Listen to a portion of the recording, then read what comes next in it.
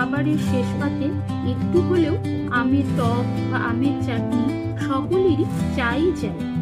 এইভাবে একবার আমের চাটনি বানিয়ে দেখুন, ভালো লাগবে। খুব সহজ রেসিপি। কড়াইতে খুব সামান্য তেল দিয়ে দিলাম, তার মধ্যে অল্প একটু মৌরি ফোড়নে দিয়ে দিলাম। এবার আমের টুকরোগুলো ছোট ছোট টুকরো করে নিয়েছি, সেগুলো দিয়ে একটু নাড়াচাড়া করে নেব। এবার জল দিয়ে আমটা সেদ্ধ হতে দেব। সামান্য হলুদ গুঁড়ো দিয়ে দিলাম। সব ভালো করে মিশিয়ে নিয়ে ঢাকা দিয়ে আমটা সেদ্ধ হতে দেব।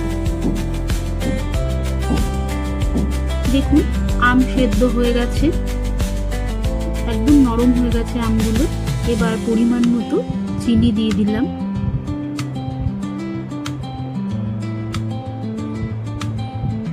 সামান্য একটু লবণ দিয়ে দিলাম। কাজু কিশমিশ আর আপনারা চাইলে যে কোনো ড্রাই ফ্রুটসই দিতে পারেন।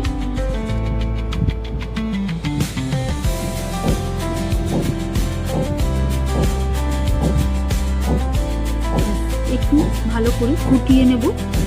দেখুন চাটনি কিন্তু ঘন হয়ে এসছে। এর থেকে বেশি ঘন করলে আরো চাটনি কিন্তু ঘন হয়ে যাবে। এবার আমি নামিয়ে দেবো।